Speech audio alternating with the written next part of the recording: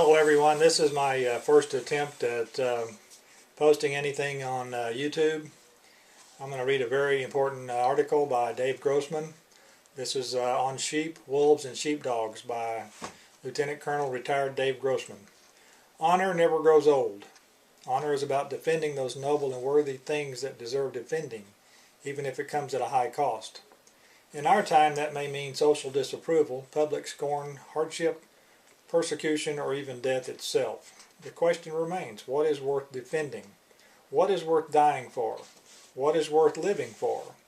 Most of the people in our society are sheep. They are kind, gentle, productive creatures who can only hurt one another by accident. Remember, the murder rate is 6 per 1,000 per year, and the aggravated assault rate is 4 per 1,000 per year.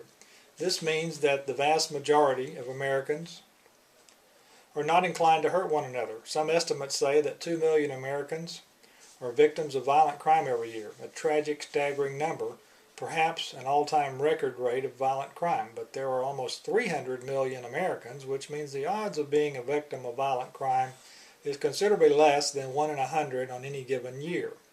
Furthermore, since many violent crimes are committed by repeat offenders, the actual number of violent citizens is considerably less than 2 million.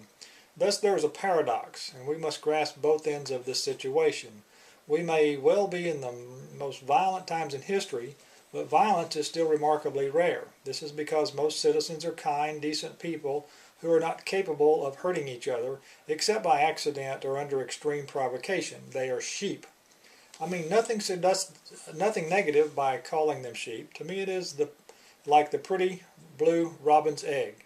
It is soft and gooey inside, but someday it will grow into something wonderful. But the egg cannot survive without its hard blue shell. For now there need to be warriors to protect these eggs from the predators. Then there are the wolves. And the wolves feed on the sheep without mercy. Do you believe there are wolves out there who will feed on the flock without mercy? You better believe it. There are evil men in this world, and they are capable of evil deeds. The moment you forget that, or pretend it is not so, you become a sheep. There is no safety in denial. Then there are sheepdogs. And I'm a sheepdog. I live to protect the flock and confront the wolf. If you have no capacity for violence, then you are a healthy, productive citizen, a sheep. If you have a capacity for violence and no empathy for your fellow citizens, then you have defined an aggressive sociopath, a wolf. But what if you have a capacity for violence and a deep love for your fellow citizens? What do you have then? A sheepdog is a warrior, someone who is walking the hero's path. Let me expand on this excellent model of sheep, wolves, and sheepdogs. We know that the sheep live in denial, and that is what makes them sheep. They do not want to believe that there is evil in the world. They can accept the fact that fires happen, which is why they want fire extinguishers, fire sprinklers, fire alarms, and fire exits throughout their children's schools. But many of them are outraged at the idea of putting an armed police officer in their children's school. Our children are thousands of times more likely to be killed or seriously injured by school violence than fire. But the sheep's only response to the possibility of violence is denial. The idea of someone coming to kill or harm their child is just too hard, and so they choose the path of denial. The sheep generally do not like the sheepdog. He looks a lot like the wolf.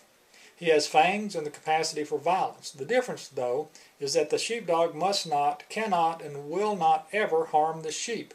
Any sheepdog that intentionally harms the lowliest little lamb will be punished and removed. The world cannot work any other way, at least not in a representative democracy or republic such as ours. Still, the sheepdog disturbs the sheep. He is a constant reminder that there are wolves in the land. They would prefer that he didn't tell them where to go, or give them traffic tickets, or stand at the ready in airports in camouflage fatigues holding an M16. Until the wolf shows up, then, the entire flock tries desperately to hide behind one lonely sheepdog. The students, the victims at Columbine High School, were big, tough high school students, and under ordinary circumstances they would not have had the time of day for a police officer. They were not bad kids. They just had nothing to say to a cop. When the school was under attack, however, and SWAT teams were clearing the rooms and hallways, the officers had to physically peel those clinging, sobbing kids off of them. This is how the little lambs feel about their sheepdog when the wolf is at the door. Look what happened after September 11th, 2001, when the wolf pounded on the door. Remember how America, more than ever before, felt differently about our law enforcement officers and military personnel? How many times have you heard the word hero? Understand that there is nothing morally superior about a sheepdog. It is just what you choose to be. Also understand that a sheepdog is a funny critter. He's always sniffing around out on the perimeter, checking the breeze, barking at things that go bump in the night, and yearning for a righteous battle. That is, the young sheepdogs yearn for a righteous battle. The old sheepdogs are a little older and wiser, but they move to the sound of the guns when needed, right along with the young ones. Here is how the sheep and the sheepdog think differently. The sheep pretend the wolf will never come, but the sheepdog lives for that day. After the attacks on September 11, 2001, most of the sheep, that is, most citizens in America said, "Thank God I wasn't on one of those planes." The sheepdogs, the warriors said, "Dear God, I wish I could have been on one of those planes. Maybe I could have made a difference." When you are truly transformed into a warrior and have truly invested yourself into warriorhood, you want to be there. You want to be able to make a difference. There's nothing morally superior about the sheepdog, the warrior, but he does have one real advantage, and that is he is able to survive and thrive in an environment that destroys 98% of the population. There was research conducted a few years ago about individuals convicted of violent crimes. These cons were in prison for serious predatory crimes of violence, assaults, murders, and killing of law enforcement officers. The vast majority said they specifically targeted victims by body language, slumped walk, passive behavior, and lack of awareness. They chose their victims like big cats do in Africa, when they select one out of the herd that is least able to protect itself. Some people may be destined to be sheep, and others might be genetically primed to be wolves or sheepdogs, but I believe that most people can choose which one they want to be, and I'm proud to say that more and more Americans are choosing to become sheepdogs. 7 months after the attacks on September 11, 2001, Todd Beamer was honored in his hometown of Cranberry, New Jersey. Todd, as you recall, was the man on Flight 93 over Pennsylvania who called on his cell phone to alert an operator from United Airlines about the hijacking. When he learned of the other 3 passenger planes that had been used as weapons, Todd dropped his phone and uttered the words, "Let's roll," which authorities believe was a signal to the other passengers to confront the terrorist hijackers. In 1 hour, a transformation occurred among the passengers, athletes, business people, and parents, from sheep to sheepdogs, and together they fought the wolves, ultimately saving an unknown number of lives on the ground. There is no safety for honest men except by believing all possible evil of evil men. In nature, the sheep, real sheep, are born as sheep. Sheepdogs are born that way, and so are wolves. They don't have a choice. But you and I are not critters. As human beings, we can be whatever we want to be. It is a conscious moral decision. If you want to be a sheep, then you can be a sheep, and that is okay, but you must understand the price you pay. When the wolf comes, you and your loved ones are going to die if there's not a sheepdog there to protect you. If you want to be a wolf, you can be one, but the sheepdogs are going to hunt you down, and you will never have rest, safety, trust, or love. But if you want to be a sheepdog and walk the warrior's path, then you must make a conscious and moral decision every day to dedicate, equip, and prepare yourself to thrive in that moment when the wolf comes knocking at your door. For example, many officers carry their weapons in church. They are well concealed in ankle holsters, shoulder holsters, and inside the belt holsters tucked neatly into the small of their backs. Anytime you go to some form of religious service, there's a very good chance that a police officer in your congregation is carrying. You will never know if there is such an individual in your place of worship until the wolf appears to massacre you and your loved ones.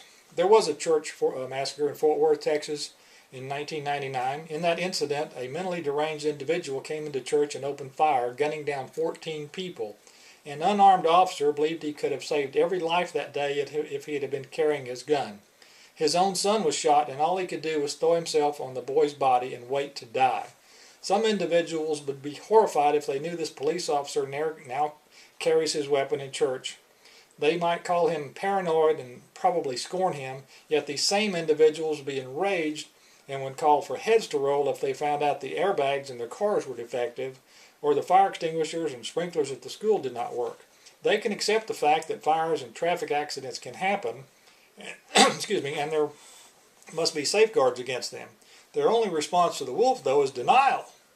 And too often, their response to the sheepdog is scorn and disdain, but the sheepdog quietly asks himself, do you have an idea how hard it would be to live with yourself if your loved ones were attacked and killed, and you had to stand there helplessly because you were unprepared that day? It is denial that turns people into sheep. Sheep are psychologically destroyed by combat because their only defense is denial, which is counterproductive and destructive, resulting in fear, helplessness, and horror when the wolf shows up. Denial kills you twice. It kills you once at the moment of truth when you're not physically prepared. You didn't bring your gun. You didn't train. Your only defense was wishful thinking. Hope is not a strategy. Denial kills you a second time because even if you do physically survive, you're psychologically shattered by your fear, helplessness, and horror at your moment of truth. Denial can be seductive, but it has an insidious side effect. For all the peace of mind deniers think they get by saying it isn't so, the fall they take when faced with violence is all the more unsettling. Denial is save now, pay later scheme. A contract written entirely in fine print, for in the long run, the denying person knows the truth on some level.